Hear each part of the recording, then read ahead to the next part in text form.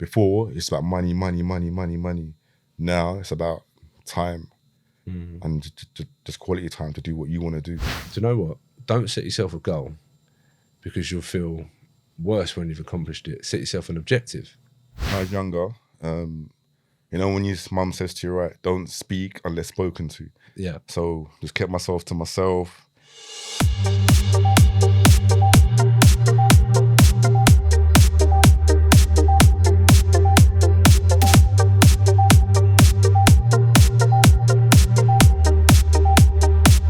So on today's episode, we have the short lease king himself, Mr. Jason Patterson. But as you know, we'll strip it right back and get to know who Jason really is.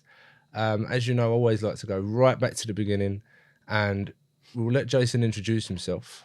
So Jason, thank you very much for coming on. Thanks for the invite. And Jason, in one of your other interviews, you said that you're an introverted overthinker. What does that mean? So basically, I'm more of a quiet person. So when I was younger, you know, when your mum says to you, right, don't speak unless spoken to. Yeah. So just kept myself to myself. If someone asks me a question, then obviously I'll reply back. Yeah. But as well, because I've got a bit of a stutter and that kind of thing, that's why I said, right, I don't want to speak too much because sometimes words don't come out. So I've got to take my time. So, but yeah, so I'm more of an introvert, keep myself to myself, not extravagant, don't like to be out there. So if we're in a room, I'll just stay in the corner, just relax, I'll just observe, and I'm more of a thinker. So I'm always thinking.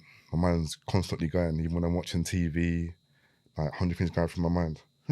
Yeah, no, I get it. Yeah. So, yeah, it's more of an introvert, not one of them people that like to get out there. But as you get older, you can't really stay in your shell for too long. Because if you're going to talk to girls or part of your job, do presentations, whatever it may be, you need to come out of your shell when need be. So that's why at one point, I said, all right, you know what? I'm going to go into the teaching field, teach about maths, because you're in the classroom, there's all eyes on you. So it's like you're performing in front of all of the students and sometimes all of the teachers. I've done a bit of teacher training as well, so I was training some of the teachers about techniques in terms of maths teaching. So it's all eyes on you. So you have to come out of your shell. You have to learn to speak properly.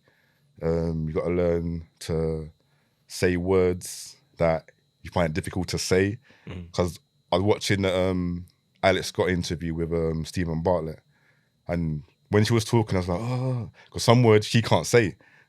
Yeah, she can't say. So when she finds a word a bit tricky or a bit difficult, she quickly changes it to another word to replace it, or a longer sentence to replace what she wants to say. So I thought, oh, that's me. And she's a presenter taking over from, is it Dan on BBC Sports, whatever it is, taking over, doing World Cup presenting. So I thought, oh, that's good. So it's similar to that. We just come out of your shell. You force yourself to come out of your shell. Just to, I don't know, it's more like self-development, self-growth, rather than just staying in the house playing computer games, cocooned, not really talking to anyone. So yeah. But it's mad, mate, because not a lot of people would know about you. Obviously, I didn't know that you had the stutter. Yeah. And obviously people that are looking at you going, oh, wow, you've made all this money through property. That's fantastic. But I think it's very important for people to know that that is something that you still struggle with now. And you're very aware of now. Yeah. Because even myself, it's something that I'm very conscious of. And I think everyone is to a certain degree, even when you get on camera. That's it. And it's how do you, or what would your advice be to people? I mean, you kind of answered it in a way, but to someone that's obviously going through that phase in their life, going, I don't want to make a fool of myself, if that would be the right sort of angle to approach it. Now you got to force yourself out of it. In your job, even at university, you know, when you have to do a 10 or 15 minute presentation in front of a class, you're thinking, oh, I don't want to do it. Heart beating, armpits are wet. Like, you just get rumbles in your stomach. Just force yourself to do it. The first time, second time, third time might be a bit tricky. But then after that, you start to learn, become a bit more confident. Obviously, people might be critical of you, but just try and blank that out. I mean, just try and move forward. Otherwise, you won't improve in that sense. Or if you're not in that kind of environment, maybe do some short videos on social media. like 10-second clips or 1 minute clips or whatever it is, just to build up your confidence. You can do, I don't know, take a few cuts. Just say, oh, that was a bit rubbish. Let me try again. Yeah. So just do it a few times, put yourself out there. Obviously, you might get some criticism initially, but then after that, just move forwards and then just grow bit by bit. Absolutely. I completely agree with that, mate. What was it like growing up, obviously at school, for yourself with a stutter as well? It was funny because there's a guy called Dwayne. He's, before I used to speak 100 miles an hour. I still speak fast, but not as fast as before. And then there's a guy called Dwayne who had a stutter, stammer, and he spoke 100 miles an hour. So when us two were talking, like it's pure jokes. It was like, it's pure jokes. But then it was all right. Because obviously we're in school, and then I went to an all-boys school. So whenever anyone takes a mick, then it's obviously a little play fighting, test your strength out, headlocks. And afterwards, when people taking the mick, I never used to fight, but we used to get into like play fights. We used to play mercy or get them on the floor and then put their knee in their chest, and then it's like they'll tap out. Yeah. so after a while, people are like, oh, even though he's got a stutter, I don't really want to mess with him too much. Just like keep it calm. So you get a bit of respect that way. But you just work around it. Just don't speak as much, especially when you had to read in class in the English lesson. And it's right, turn to page 12. Jason, it's your turn to read. Then that part used to kill me. It used to kill me. Yeah, because the reading part of it, I can read, but then because again, everyone's listening to you. I mean, some words you can't really pronounce properly. Those parts, like the worst parts. But I suppose that then sort of forced you to become better at it in a way. Yeah, exactly. So what you've done, and obviously I've seen this on another interview where you've gone, you'd sit there and you go, do you know what? I'm going to actually become better at this subject. For example, maths. Yeah. And then you'd watch the buses go by. Exactly, yeah. So tell me more about that, because that fascinates me. No, cause we were there because I lived with my mum and my gran, like Housing Association house, and then where we were, there's like a mini bus depot. Like I think it was a 210, 41. I think 91 now as well. And then I used to like buses because my granddad used to work for TFL, like when he came over from Jamaica. But every morning before school, you used to just look at the buses. I mean, I'd have a piece of paper there. This is before primary school kind of thing. So I used to look at the buses, and then I'd have a piece of paper, and then I can't remember if it was a pencil or chalk, crayon or whatever, but I used to count, I used to mark how many of those buses came or went past. So, but I was started to do tally charts before I even know about tally charts, if you know what I mean. Yeah. I started doing little bar charts, but I didn't know they were called bar charts. So tally charts, bar charts, I was doing before I got to school. And then I got into school, and then right, today we're going to be learning about tally charts. I was like, huh? I know this already, kind of thing. But I didn't know it was cool, that. And then bar charts, and then I used to put 91, 41, 210. I goes to like Brent Cross. Then I used to do my own little charts at home before I was taught it in school. But I didn't know about that kind of thing until I got to school. So why, obviously growing up on that council estate, what was it like growing up there? It was a housing association flat. So it wasn't really like an estate, but it was fine. It was all right. Had obviously normal people around, as in like normal level people, as in like not higher class or just around my sort of level. Went to the park, played football.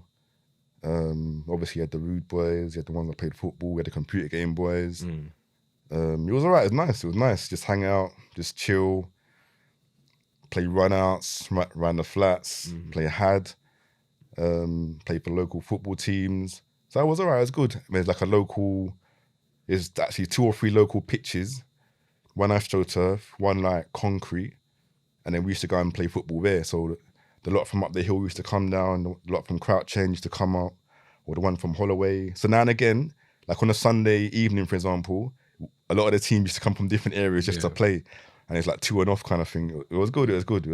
But yeah, it was nice. It was nice growing up. I think it's important that people recognise that it doesn't matter where you come from, as long as you put the graft in.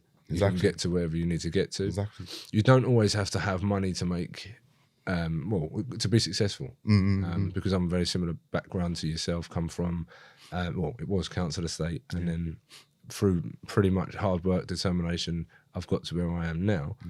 May not be in the same situation as you or others, but really what the success means to you as an individual.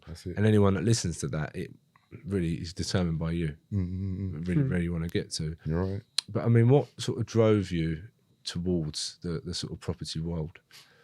Not wanting to work.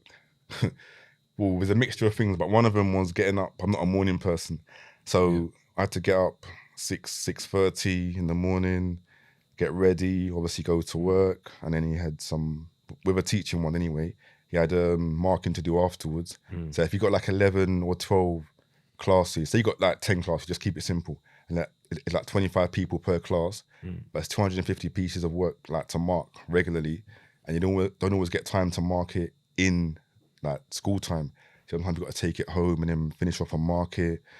It's just a lot of work. And then if you want to get a little pay rise, like some people are striking now because inflation's high and wages are not rising with inflation, but you're asking for a little 3% pay rise, 4% pay rise, which the government may not give.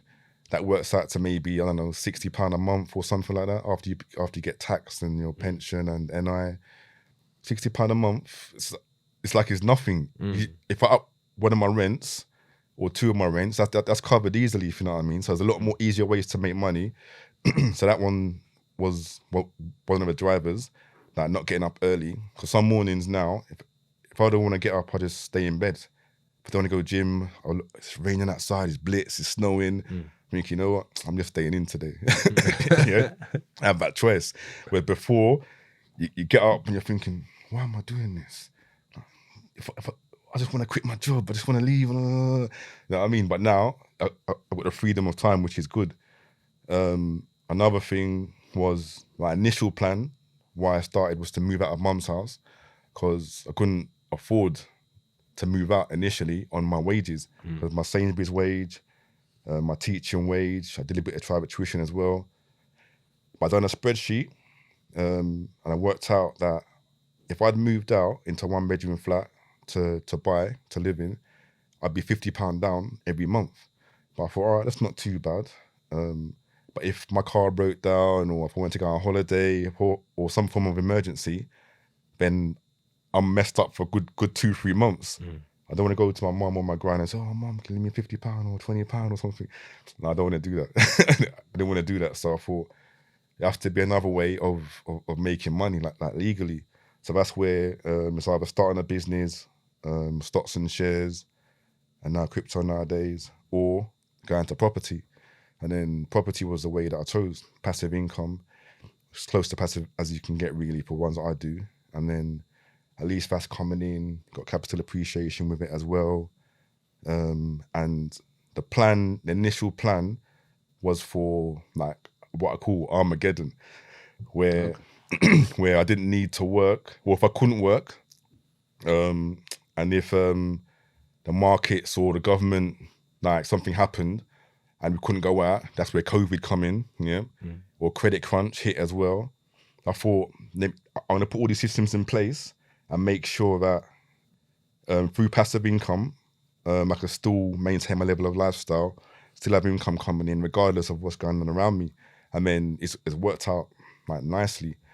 Because just after I quit my full-time job, pre-season down Hackney Marshes, ruptured my Achilles. It took about 1.5 years for it to heal. But 6 months in the boot, had to have an operation, where they cut me open, sewed it back up, then sewed my skin back up. Couldn't do nothing. I was just up like this, couldn't drive my car. Both my car batteries almost went dead. Like, couldn't do nothing. So, but I was all right because I had the regular income coming in. So I thought, test number 1, done. But I was thinking, if I was still working and that happened, I'm not sure if I'd get a full sick pay or part sick pay. I don't know. But obviously, I quit my job. And then 4 or 5 months later, that happened. Then prior to that, there was a credit crunch. Survived that.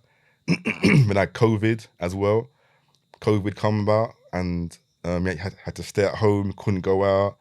Some people who were renting, obviously like landlords, the government said, right, don't pay your rent for a few months if you can't afford it and blah, blah. So, but I passed that test because a lot of mine are on the guarantee rents. People are asking me, oh, Jason, like, are your tenants paying? And I was like, yeah, like, everything's good. Only thing that I can't do is go to the gym. But everything was just kosher. So I passed the test of not being able to work, recession with credit crunch, COVID, Brexit, all the systems were in place. This is what I wanted. Maintain a level of lifestyle, regardless of what's happening in the economy and in the world, or if I can't work because of my leg, like, past it. So that's what I just planned for, basically. And it just sort of snowballed from there to get more. Yeah, basically, yeah. Because I was still young when I got like quite a few, like 27, 26 when I matched my full-time wages. I think it was £2,000 a month, 2-3 a month. So I thought, you know what? I'm still young. I think let's roll that back because you were still working when you started investing. Yeah. But you was working at Sainsburys and doing the maths. Yeah. What made you want to go and be a maths teacher? I like maths. Initially at uni, I went to uni for a little bit. All right, secondary school I was all right. Primary school I was all right. Always in top set, but I wasn't top of the top set. I was always around the middle.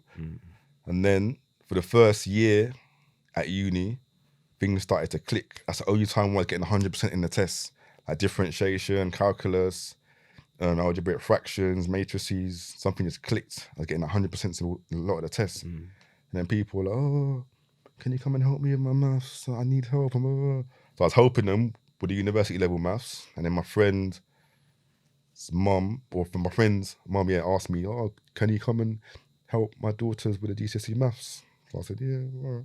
So I helped them with it, and then got referred to someone else, and then someone else after that. And then, so if you're doing all right, you'll get referrals, like customer referrals, wouldn't do no advertising or nothing.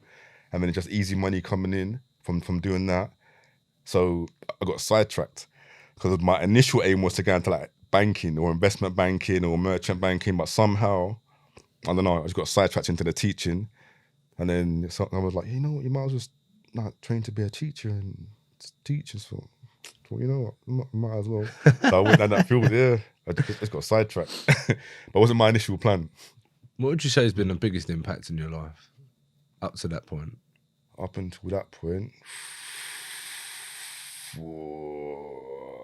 up until before I started doing properties. Yeah. There's not much, really. Nothing really. Probably that was a life-changing switch, like career-wise. Sainsburys taught me a lot. You got customer service skills. People obviously talk down to you as well because you got a name tag on and you're putting out bread or putting out water or doing trolleys. So you get to understand people a bit more and, I don't know, the way they act, what they think of you, what they think of the job. Like corporate, like politics, because I was asked to be manager in Sainsburys or like my department because I've been there for so long, for 11 years. But I said no, because I saw how the managers were being treated by the managers above. And then you're asking for a little pay rise and it's like, it's not worth the stress. Like just for an extra, you know what I mean, £100 a month, £200 a month. So I don't know, there wasn't any defining moment, but I just learned a lot based on the simple, basic jobs and from Sainsburys really. And then, it wasn't much really. I can't say much. No, I mean, what about sort of, again, what people have got to understand from yourself is that you've replaced your income whilst working at Sainsburys in 11 years. Yeah. And that's hard. I mean, did you raise finance or did you do that all from saving money and then investing? Yeah, all from saving. Because in school, gotta go back again. In school, we used to get like £1 pocket money. So that was our actually dinner money. And then we used to obviously pay for your dinner, get your food, your drink, and then that's it, it's gone. But I thought, if I do that every day, there's no extra income coming in. So what I done, I started to buy multi-packs of like Coke and stuff. Then go into school, I keep 1 or 2 for myself, and then I sell the other 4. And then I get £1 from those, sorry, £2 from those other 4, 50 pence each kind of thing. So that £1 has stretched me, like I've doubled it kind of thing, like 2x'd it in a way. Right. Yeah. So I got £1 for dinner, which was good, and I got £2 spare. So afterwards I can go and buy chocolate biscuits from the shop or McVitie's, the best. Yeah. And yeah, some crisps. You know what I mean, to just feed myself. So I thought, all right, got into Sainsburys now. And then there's no investment because my mum didn't have much, granny didn't have much either. Just killed the overtime because they saw that as a hard worker. So I did overtime, night shift. Because on Saturdays, you used to get time and a half. Sundays with double pay. And then if you do night shift, you get night shift premium on top of that. So sometimes when you're not raving on a Saturday night, I'll do night shift. And then you're getting like good money. I say good money, but it's better money than like £3.28 an hour. Yeah. So I just stacked, done overtime on checkouts, as you know, trolleys. Then I got till trains. Then I started to do something on tills whenever they're short. Can all checkout train staff please come to the checkout? So I go on to the checkouts. So I do overtime basically like a lot. Because sometimes I finish on a Friday at 9:30 or whatever, then night shift manager comes, oh, so-and-so's phoned in sick. Have you got any staff members? And then my manager look at me. I'm thinking, oh, should I do it? Should I not do it? So sometimes I do my shift from 5 till 5:30 to 9:30, and then I do night shift from 10 until 7. But the problem was sometimes I had to be back in at Saturday mornings for 6 to put the bread out. So sometimes I'd clock out for half an hour, go into the canteen, just chill for a minute, and then come back down and do my morning shift, which was from 6:30 to 2:30, putting out the bread. So sometimes what happened with HR, they would see this, that I worked clock in and clock out. So they saw that I clocked in for 4 hours, had a half an hour break, done night shift, clocked out, and then clocked back in from 6:30 to 2:30. They're thinking, no, someone's clocking in for Jason, like, just to get some extra money. So a lot of the time I had to get signed up by my manager because they didn't believe that I'd done like all them kind of shifts kind of thing. So I was just stacking. I mean, that plus the tuition money is what I used to get my first property, going forward. So no JVs, no loans from family members or friends, just stacked, hard work, which is the hardest way nowadays rather than going forward, and then just use that. Got my first one, and then went up in value, plus I get a rental income. Yeah, plus I was in Sainsburys, plus I was doing maths tuition, and I started work at the college as well. So I had like 5 different incomes coming in. So that stacked for me again to get another one. And then, like I said, within 18 months, that one went up by about, I think it's like 18, 19% or something like that at the time. So I took out about 30, 35 grand out of it. The first one, plus my savings, plus Sainsbury's, plus the college money, plus the rental income from the first one. And then I was able to buy another 4 with that money. Because at the time, you could put down 15% deposits.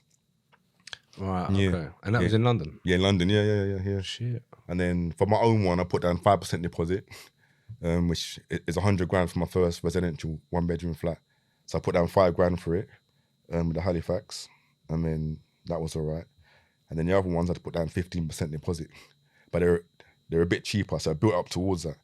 So first one I bought for 70,000. And then the ones after that were about 80, 85,000, 90,000. And the one, by the time I bought my residential one to move out, that one was 100,000. 1-bedroom flat, 5% deposit. So, but I built up. I mean, just win it myself. So I was self-funding basically. Yeah, but I didn't know about JVs and bridging finance, and I didn't know any of that. No one taught me that. No one told me anything. So only when you get further down the line, that's when I understood that, you can get bridging. You can do BRR. Yeah. You can do short leases. I can do reconfiguring. No one told me any of this. I was just buying and renting it out. But there's no one around to tell me so. But then as you get older, you just learn. And then it leads me nicely onto the short lease, which is what is, again, a lot of people know you for that. Yeah. So when did you discover the short lease strategy, if you will? Because a lot of people try it and get it horribly wrong. So I guess, what are the dangers? And can you explain how we should approach this, if you could? Yep. Yeah, because I do some mentoring in this anyway, like one-to-one mentoring. So I'll tell you how I started anyway, but as you probably heard from before, so I started buying flats because houses were too expensive in my area, so I thought I had to start buying, but only flats. And then most flats have leases on them. So after the credit crunch, I think it was about between 2010 and 2012. BM Solutions, or Birmingham Midshires nowadays, they restricted their lending. I had about 7 or 8 with them, and then after that, they said that he couldn't refinance. Well, I couldn't refinance anymore because their limit was down to like 3 buy-to-lets or 4 buy-to-lets at the time. So you can stay with us. Went on to the variable rate, which is like 0.99 above base rate. But I was happy because rates just went straight down. So the amount of money I was making like per property. So, oh, you're changing to a fixed deal? I'm like, no, I'm staying on the variable rate. Yeah. I'm not changing over. Interest rate's like 0 point something %, you know what I mean? I'm paying peanuts. So, but they said, yeah, you can't take any fund because we've changed our criteria now. Only allowed, I think, like I said, 3 buy-to-lets with us. But you have 7 or 8, it's fine, you can stay, but no further lending. So I thought, all right, because the interest rates are so good, and I'm making big chunks of cash per month after the rentals, like mortgage being paid, I'm just leaving it. But then I thought, you know what, let me just take 4 of them out and move them over to TMW, which is the mortgage works. So I did that. 3 of them had decent leases, which is above 80 years. And then the last one had a lease which was, I think, 71 years. Or was it 70 years? And now, because of that, the surveyor from Connell said, oh, I don't think TMW will release the 30 grand out of this one for you. So I was like, is it? So yeah, because the lease is below 80 years, it's a bit short. So what you'd have to do is go get the lease extended, get it registered with Land Registry, and then send over the documentation to TMW, and then we'll release the rest of the funds for you. I said, okay, that's fine. So I've done that. With that particular one, actually, I wrote to the freeholder, asking them for a quote for the lease extension, voluntary lease extension. And I also put in, will you be willing to sell me the freehold? And with that one, they sold the freehold, which was good. So you got the freehold for that? Yeah. Oh, wow. So Section 10, you got to tell the other flats in the block that the freehold is about to be sold. And if you want in, then you can come in. If not, you're made aware of it by the Section 10 notice that someone's going to buy it. It's changing hands. So the flat upstairs, because the conversion, the flat used to be a house, but it's converted into 2 separate flats. So I said, yep, I'm buying it. But I asked the flat upstairs if they were in or not. They said, yeah, they got the money. Let's go. So we bought it for like 17.5 grand, I think it was. Bought the freehold. We paid like, is it 6.5, 8.5, 7.5 each, something like that, plus legals. And now we're on the freehold. And then what we did, we extended our own leases for a nil fee. So we put 999 for each of our leases after that. They went back to TMW, sent over documentation, then they released the rest of the funds. So I was like, oh, and it's a good idea. So I started looking around for flats with short leases. Right. Yeah. And then I started to learn the process, because whenever I saw cash buyers only on the description on Rightmove, I'm thinking, oh, you need to have cash. No. You can get a buy-to-let mortgage on it. Yeah. So if it's 68 years or 72-year lease on it, which is obviously below the marriage value of 80 years, I thought you couldn't get a mortgage on it. Went to my broker. I said, yeah, you can get a mortgage on it. There's loads of them, like Lambay, Kensington, the mortgage works. If it's above 70 years, got the mortgage lender, got Keystone Mortgages, Foundation Home Loans, Capital Home Loans, Kent Reliance, Precise, Paragon go to 70 years. So there's all these lenders that will lend to you on a normal buy-to-let mortgage, but it's a short mortgage. So if you're releasing like 68 years and you're buying it for 68 years, they'll give you a 17-year mortgage, for example, at the normal buy-to-let rate.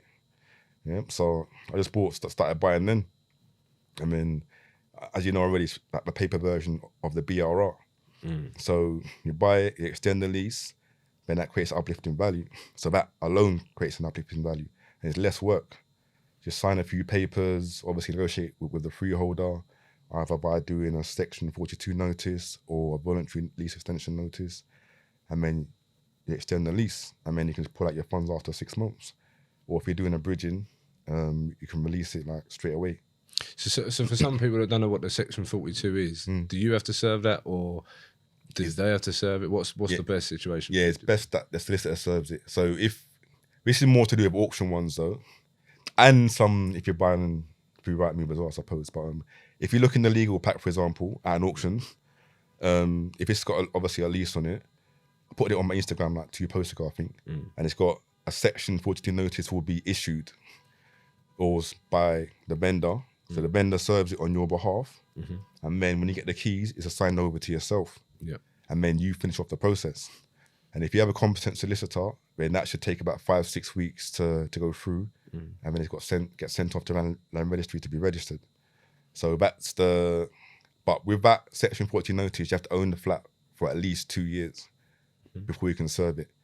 If you own the flat and it's under 2 years, you have to do a voluntary lease extension, and the freeholder can always say no to extending it.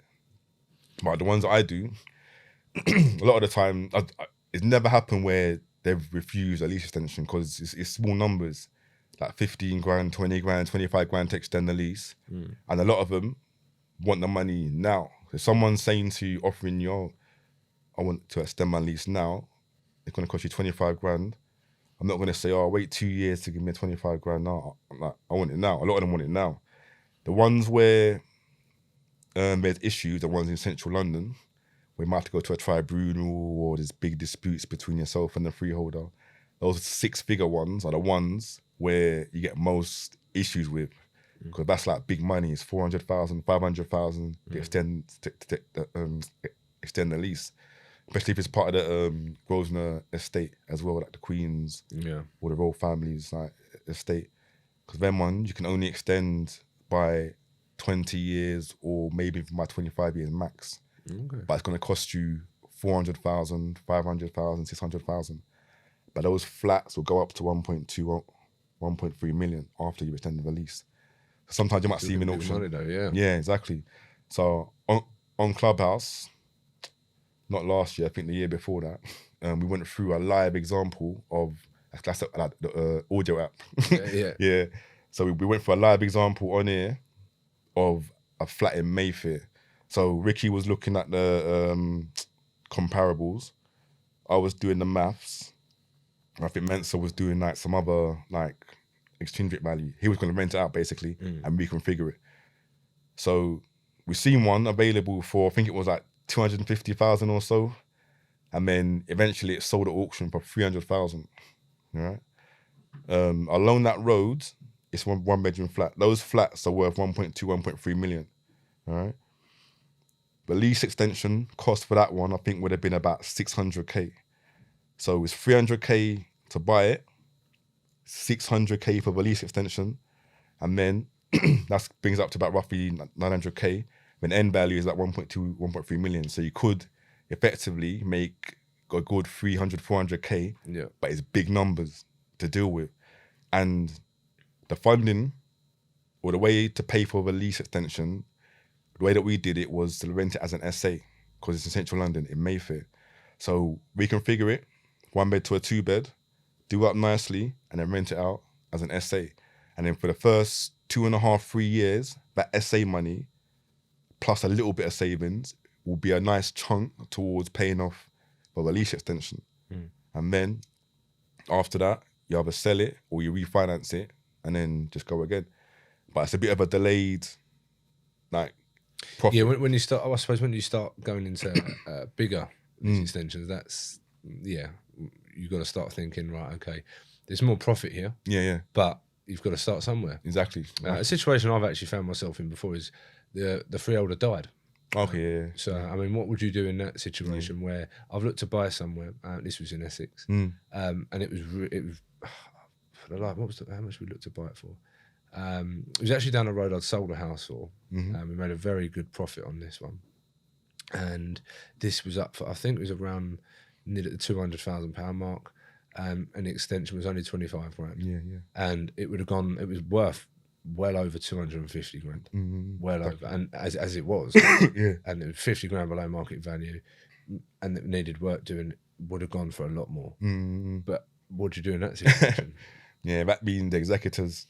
So say that person's obviously passed down to their son or grandchildren or whatever. So whoever's taking over control. If they have a will, by the way, if they have a will, it's easier. If they don't have a will, then it's problems. Yeah, that's what I found, mate. Yeah, because Yeah, I'm yeah. trying to find. I'm going on find a will. I'm trying to find out who owns this house because Yeah, there's a lot of money sitting in that. Exactly. There's like well over 100 grand sitting in this house. Did they have an executor? No, nothing. No. I'm trying to find out. All right. Well, they don't believe. Obviously, the agent doesn't believe. They've got a will. Otherwise, they'd find out because they're obviously trying to sell it. Yeah. I've already bought one down that road. Yeah. And they're going, oh, no, we can't find them. But if we do. Yeah, it's what's going to have to happen then is there's companies that can help you anyway, but yeah, it's going to go via probate. Find out whoever's looking after the probate of that place. But if that person hasn't got a will and they haven't got any so-called like close relatives, then that property's probably might even go to the government. Well, so someone that's living there, Yeah. she's selling. Okay. However, the freeholder of the property, you've got to notify them. Yeah. And they've died. Yeah. But who's... Yeah. So we need to extend the lease. Yeah. So she can't sell it at all. So she's in a predicament as well. Yeah, exactly. Yeah, you got to find out who's the executor for that person.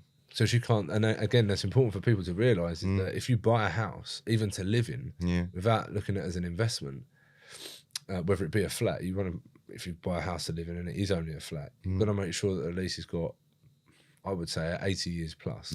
Probably 90 years to be on the safe side. Yeah. Because this lady's in a very awkward position now because she can't extend the lease, even if she wanted to, and now she can't sell it. Yeah, it's not a nice situation to be in. You can get insurance, like indemnity insurance, in case the freeholder turns up. Obviously not going to turn up, but whoever claims the property going forward, like you're covered by this indemnity insurance. But step number one, you got to find out who is the next person in line to receive that property after they've died. So that's to go through probate. And then once it's gone through probate, if no one's come forward, then that's an issue. That can go to the government, like I said.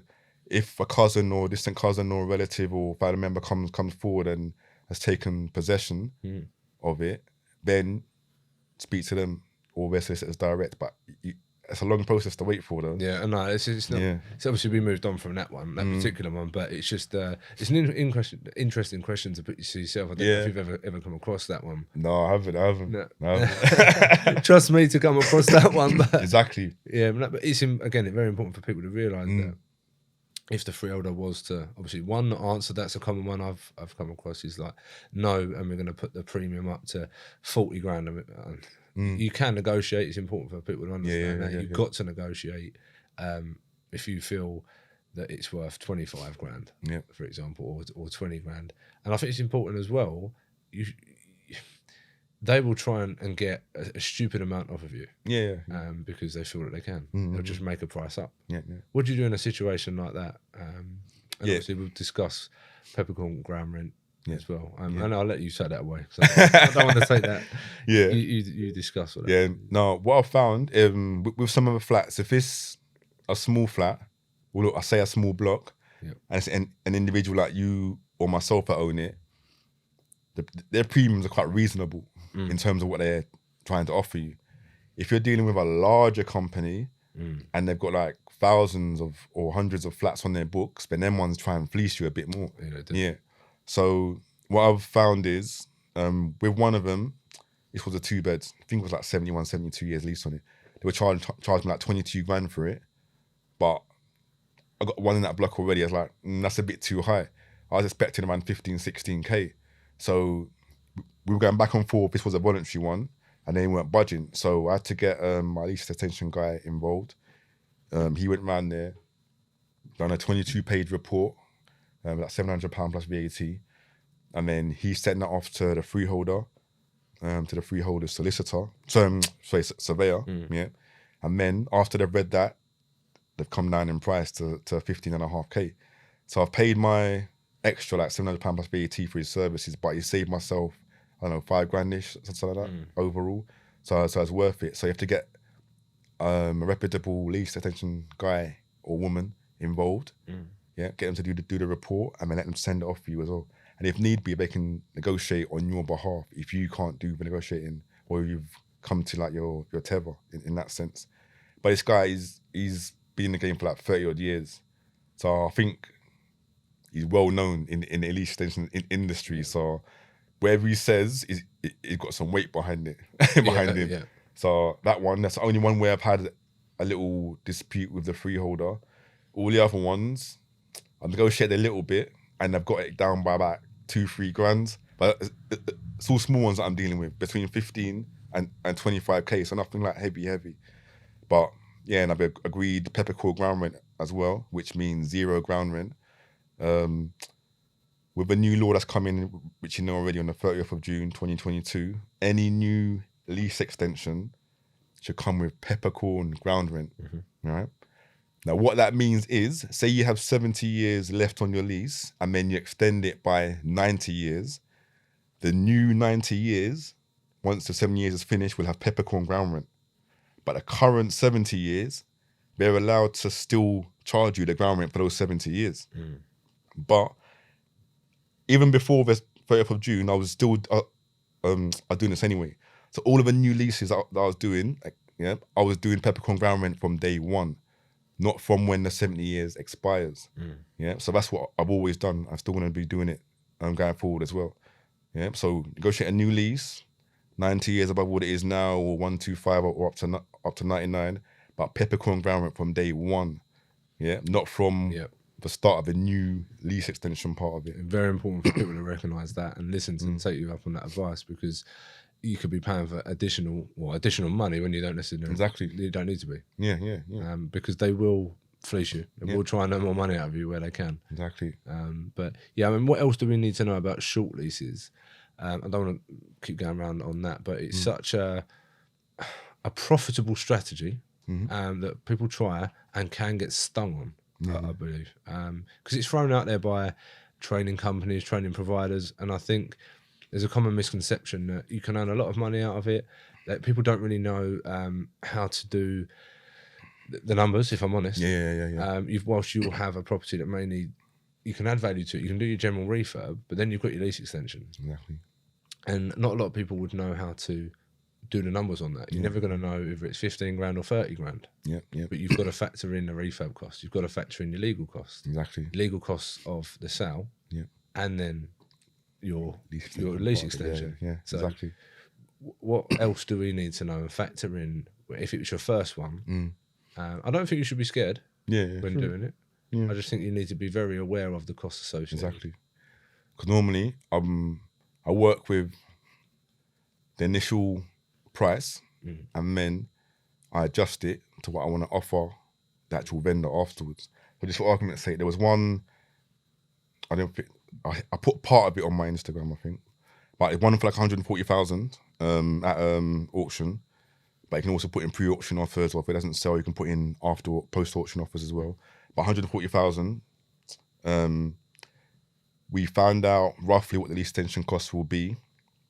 So you can do that by using an online calculator to start with. Use about 2 or 3 different ones to get a rough idea. I emailed my lease extension guy, it's a surveyor, and he comes back with an accurate quote as well, because he's got the calculator or the spreadsheet on his computer. So his one's like dead accurate. So he's like my secret weapon. And then, so I've got that there. And if there's a Section 42 notice in there as part of a legal pack, or if it's on the open market, then the estate agent can ask the vendor if they've had an idea of how much it will cost. So those are the 3 main ways. But Andrew's like the main guy that I get my quotes from, along with the lease extension calculator, just to back it up. Yeah. So just for argument's sake, this one is 20 grand to extend it, based on the research that I've done. So 140 plus 20 grand to extend it.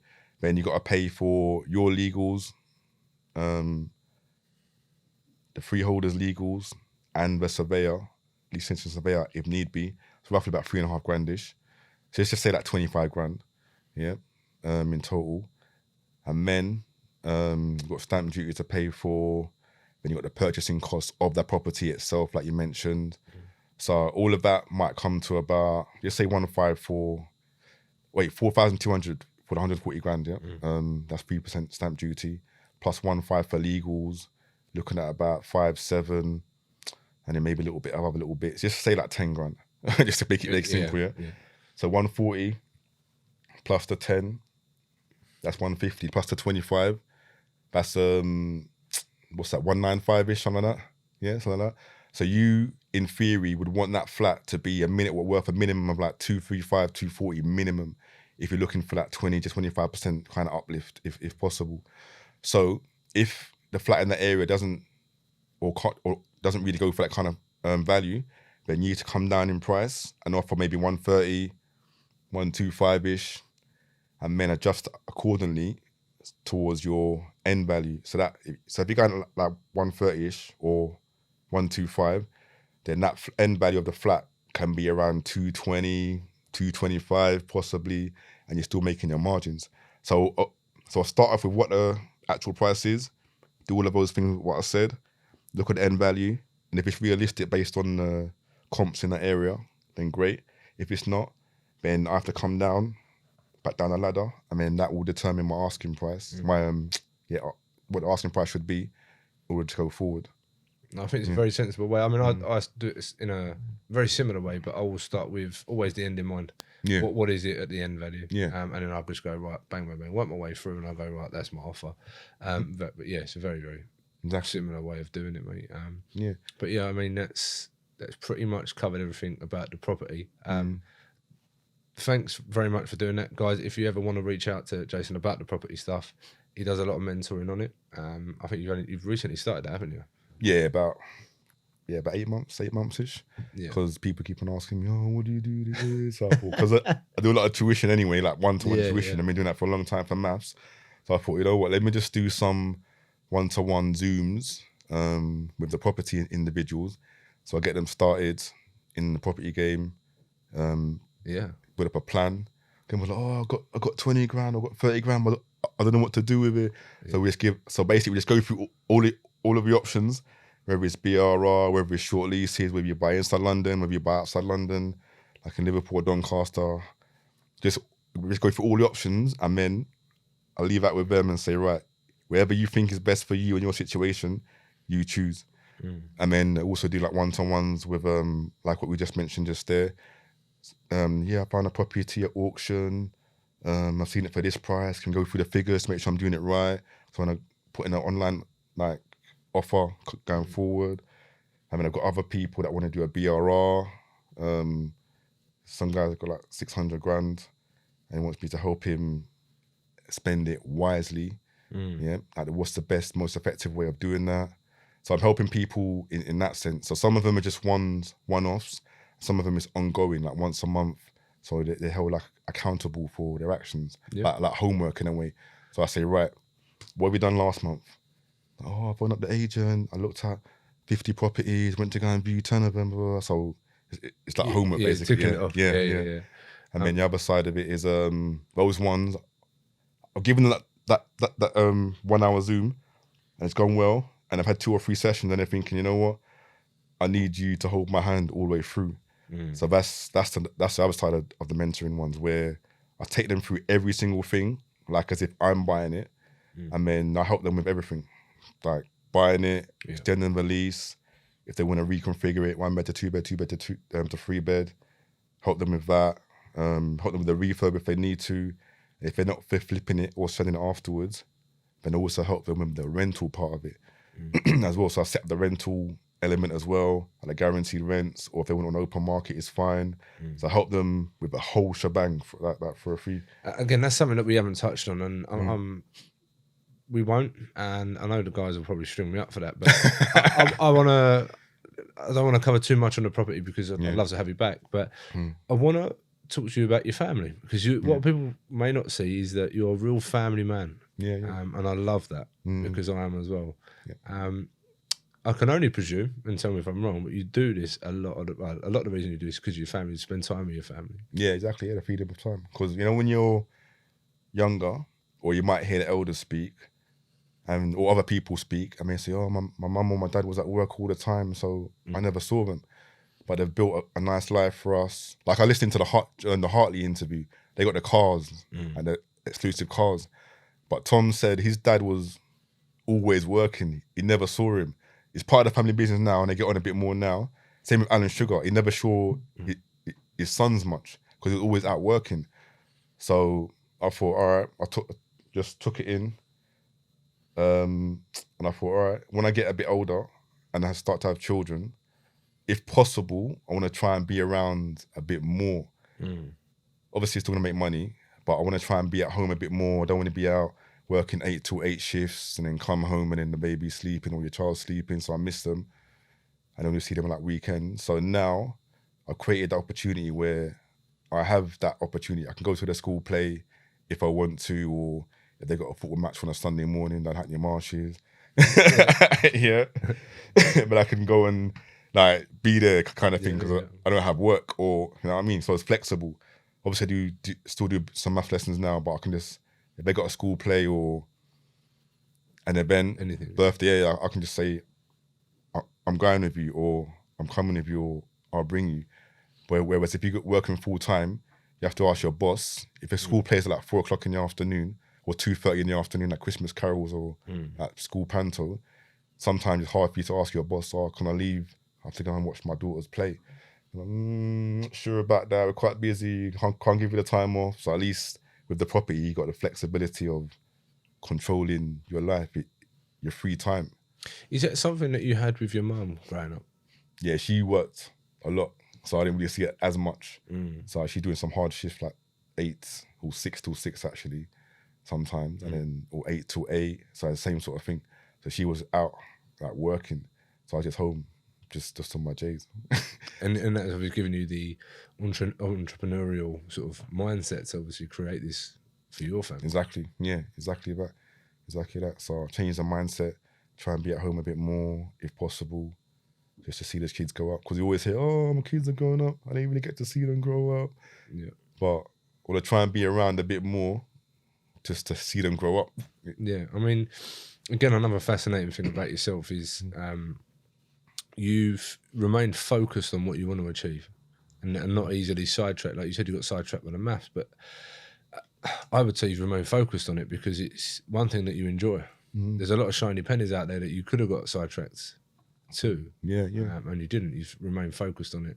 And I am certainly guilty of this. Is once I've accomplished one thing, I'll move on to something else. Yeah. New challenge. New challenge, whatever that. Bigger challenge. Big. Yeah, it has to be bigger. Not necessarily bigger. And actually, the guest I had yesterday, very good friend of mine, business partner, is that I've got to set a goal. And I went, do you know what? Don't set yourself a goal because you'll feel worse when you've accomplished it. Set yourself an objective because you can always create sort of a bigger objective, and then you can move that. You don't feel bad when you've not accomplished it, but you don't feel necessarily as good when you've accomplished it. Yeah. And it's just went, actually, because the objective changes. It could be in property, it could be in business, it could be family related, whatever that may be. But the objective always changes. True.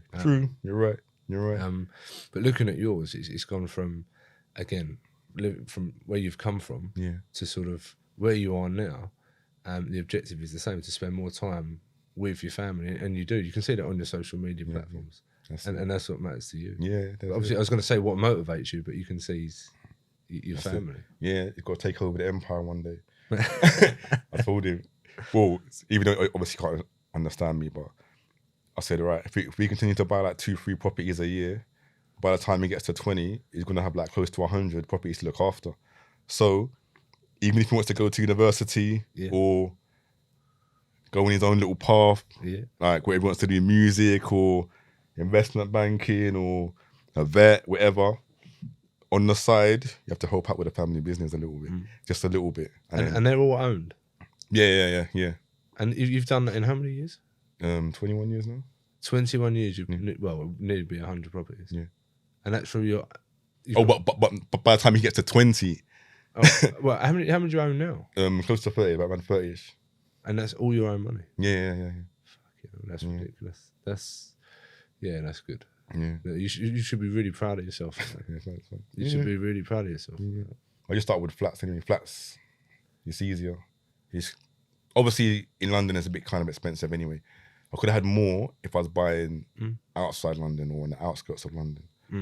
But because the bigger deposits, like it's minimum of 50 to 70 grand a time, like going forward. So, but I could outside London, I could have had like hundreds. Mm. You know what I mean? But it's all right. What about the sort of like work-life balance, if there is one? I don't believe there is, if I'm honest. But how have you managed that with a family? It works in bursts. Like some weeks, there's a lot to do, and then other weeks there's nothing. Like it's just dead. So like it varies. Like recently, I've got some purchases going through, and I'm buying through a limited company for the first time. You had to get the guarantor, the guarantee signed by another solicitor. I know about that. The mortgage company wanted me to amend the memorandum of articles for the limited company. Because I'm a sole director, they wanted me to amend them. Exactly. That's what my accountant said. My accountant said, "Are you sure?" He was like, "Yeah." So their solicitors, because their solicitors represent the mortgage company. Yeah, because it has to be on their panel of lenders, panel of solicitors. Sorry. Yeah. So I had to use one of them. He's like, because you're a sole director and sole secretary and just you, I had to amend it. So I didn't know about this. So I had to print off the memorandum of articles, amend 7 and 11 to show that, what's it called again? Is it decorum or something like that? That just sounds ridiculous. Yeah. So I had to do that. All these things I didn't know because I buy it under my personal name a lot of the time. But I was like, it's a lot of work. A lot of work. But I don't know. Once you do it once and then start going forward, it gets a bit easier in that sense. Yeah. I love it, mate, because you're just calm. And a lot of people that obviously come to myself, they want to get started in property. They're just like, I want to go and do this. I've got this much money. But what if this happens? Well, you haven't fucking done it yet. No. You've created a problem that doesn't exist. Yeah. But you would just go and do it. Yeah. And then worry about it after. If it happens, it happens. If it don't, it don't. That's my motto, yeah. Same. Because that's what I found. When I first started, I just went and bought one. Yeah, but I didn't think, oh, shall I not? Yeah. Shall I wait a little bit? Is the market there? Just went and bought it. And then what I'm finding now, a lot of the people that I meet, not a lot of them, but some of them, pre-COVID, pre-Brexit, oh, shall I wait? Because of Brexit, prices might drop. I'm not going to buy it. I'll wait till next year. Prices creeping up. COVID. Oh, COVID. Prices definitely going to drop. They're going to crash. I'm not buying yet. I'm going to wait like 6 months. What happened? Prices went like that over COVID. And then like, oh, you know what? I should have just bought. So I don't just... If you're in it long term, then you'll be all right. Yes, there might be a little dip. So you might buy at not towards the peak or approaching the peak, possibly. It's hard to say. But then it might dip a little bit. But then over time, it's going back up and it's going to surpass where you actually bought it for. Like, you know what I mean? So I wouldn't worry about it too much. As long as you're making X amount per month, if that's your goal, like cash flow per month, that's what was my initial goal, cash flow per month to replace my wages. And you're in it long term, then you'll be all right. Just do it. What's the worst that can happen? Like, you just rent out afterwards, hold it long term, as long as it's not a new build, by the way. Don't go new build. Yeah, exactly. As long as it's not a new build, then you're all right. Just hold it long term, get your income coming in. You can't really lose. And the thing is, like what I say to people is, don't worry about what other people are doing. Yeah, exactly. And again, that's what you do really well from what I've seen. And obviously, speaking to you now, you get that impression is that you don't really give a shit what other people are doing. Yeah. And you're in your own lane, you're doing what you're doing. Whether anyone else is doing short leases, it doesn't really matter because you know what you want to do. It's not just short leases that you do. Exactly. You do the BRR method. Yeah. You'll do a standard buy-to-let. Yeah. You may do a development, but you don't care what other people are doing. And I think so many people are consumed by, right, what's on Instagram, let's say, right, I can make £100,000 on a flip if I do this. You've not bought a house. Exactly. Go and buy a house first. Yeah. Go and experience what it's like. Yeah. If you want to do, I want to do SA. You don't, as your first one. Yeah. Just buy a house first. Well, you might want to, but you need to experience the process to understand it. Yeah. But yeah, I think there's so many people that are consumed by this glamorous lifestyle that people say they live, Yeah. but don't always. Exactly. That's what I find as well on social media, actually. Yeah. I've been to some of these events and then like property events. And then, like you said, you see some of these guys and you're thinking, oh, like, they're doing really well. And then when you speak to someone else or speak to them, it's not fully the same way. No, Like, no, of course it's not. It's portrayed differently. Yeah. So it seems like a bit more, like you fake it till you make it kind of thing. It's That's basically, yeah. A lot of these, well, again, the training companies probably make more money out of the training. Well, they do make more money out of the training than they do the actual properties. They probably earn, well, I would say, and this is a punt, I don't actually know this, they probably do more developments, probably 1 or 2 developments a year, than own property. True. Because the amount of money that the guys pay them to train them, Exactly. they'll pump that money into a development. Exactly. Maybe 1 or 2 a year. Yeah. And it would make sense for them to do that. That's it. Rather than say myself or you going to buy a normal vanilla buy-to-let. But don't forget, guys, that cash flows. And it will stay there. You have to be reactive and go and find a new plot. Don't get me wrong, getting paid nice chunks of money is great. But if that's not what you want to do, that's it. Stay in your lane. Exactly. Stay in your lane. Yeah. I said the same to another guest. I mean, you may know him, James the Hota. Oh, yeah. He stays in his lane. Yeah. He don't come out. Yeah. If he wants to, he will. And then he'll come back in. But he's very focused on what he was to do. Exactly. Especially with the flats. Not many people like flats because you've got service charge, you've got ground rent, you have to answer to the management company sometimes. But people don't like that. But I don't mind it because it's bringing my cash flow per month. It's all right. So I don't bother what people say. You know what I mean? No, we had one, and do you know what? It was a shame because the reason we had to sell the one I just bought, and it's such a shame because it works perfect.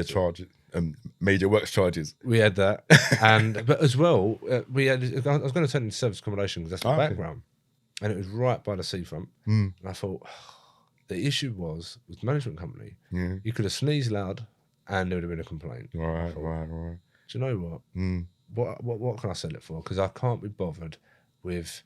I slam a door, someone slams a door, and we get a complaint. Because you can imagine with SA, exactly, it's going to be an issue. Yeah. Best to buy a house if we're going to do it an SA in that sense. Yeah.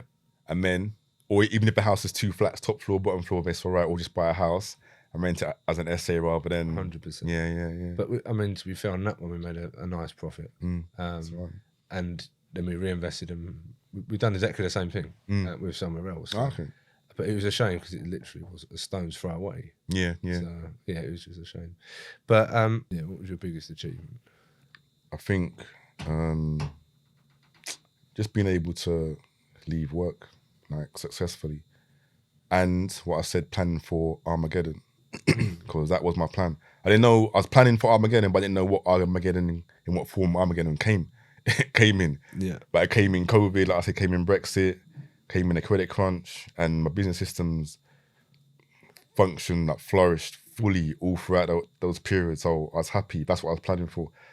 So I don't know. My biggest achievement probably just getting enough cash to leave work and maintain the level of lifestyle that I got now, and just feel comfortable. Yeah. Just give yourself the freedom of time. So you have the choice to do what you want. You can work for fun. You can go and play football. I have to start playing PlayStation again soon, FIFA, because the little one. I'm retired, but I'm about to get back into it again now because he obviously gets older. Just having the freedom there, just like options, going on holiday when you want. Yeah. If I want to give myself a pay rise, then I can. If I just increase the rent slightly, no need to go on the picket lines. Like, we want more. It's like, you look back and you're thinking, if only I'd known kind of thing. But I don't know, just that basically, and trying to help people move forward, just see the light, just have something on the side. Even if they want to leave employment, that's fine. Just have something secure on the side. I think COVID woke up a lot of people. A lot of people, they thought, right, I'm indispensable. My employers got rid of me because I couldn't work from home. I've been put onto universal credit. I had to restructure my job or restructure the company. So to restructure the jobs, you had to reapply for your own job. Made redundant. It's just a big mess, a big mess. Yeah. But at least you put your own thing there. Yeah. Passive income coming in. Like you're in control. Mm. You don't used to worry about employers changing. Like for example, I don't know if you know Yanamines, like with the cars. Yeah. It's Rapsa cars. He's moving over to urban, up in Milton Keynes. That's been their successful business, like 15 years, I think, something like that. A lot of them staff probably thought, I got a job for life.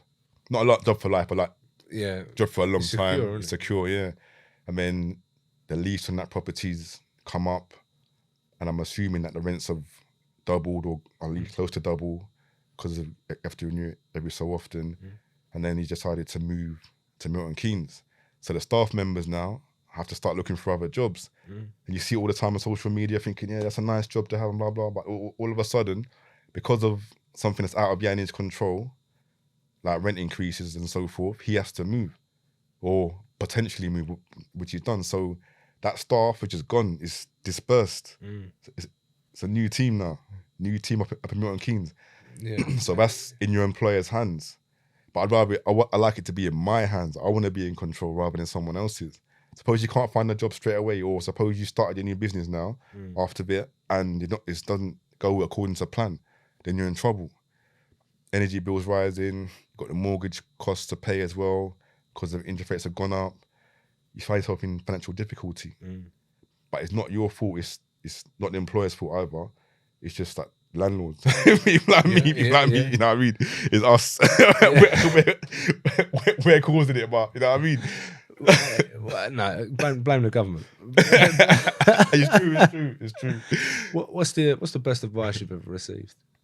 I think AJ, back in the day when I went into the agency, the estate agent, I said I wanted to buy like 4 properties in one go. He took me under his wing a little bit and showed me the way, because he showed me a little bit about BRR and reconfiguring, how to pull your money out and use that to either grow or fund your lifestyle. So what he told me back then opened my eyes to property a bit more. Like I said, I didn't know about BRR. I was like, what? You can do that? Like, I didn't know.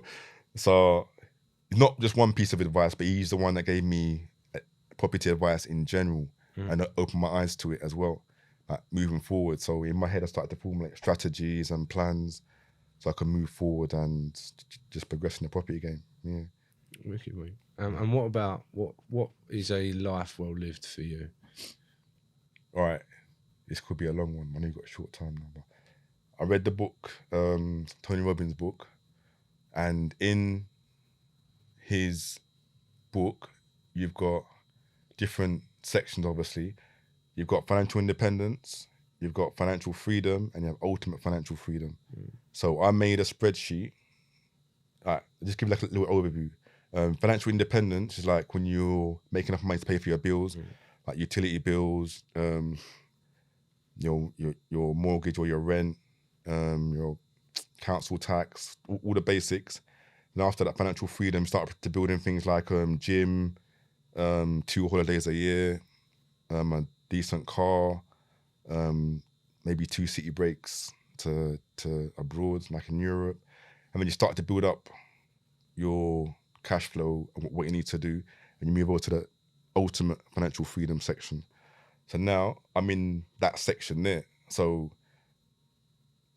at the moment, I've got the options of living like the best life. So you can go on 4 big holidays a year. Yeah, can't at the moment because a little one, but I mean, you got a minimum of like 4 city breaks to like Germany or Italy or Milan or whatever it is. Yeah, stayed at the Armani Hotel, nice hotel over there. Went to Portugal for like 4 or 5 days, just the small ones. Then you got the big ones like Dubai or Jamaica. Yeah, so that's all on there. Buying the car that you want. Yeah, so I bought my nice car. Got a second car as well. So on that list is the blueprint for you to lead your best life from that ultimate financial freedom spreadsheet. So, but the ultimate aim is to have the freedom of time. That's the ultimate aim. Yeah. Yeah. And then, but yeah, from then it's all listed. Basically. That makes sense. Makes complete sense. Yeah. What about the happiest moment of your life? What's that mean? Probably when the little one was born. Yeah. Do you know what? Every dad that's ever been asked that question said the same thing. Yeah, exactly. No, I'm the same, mate. It's How many have you got, kids? I got 3. 3, okay. Right. 3, yeah, I've been busy, mate. It's good. Hold on. Well, I mean, what's something that you no longer value that you feel that other people do?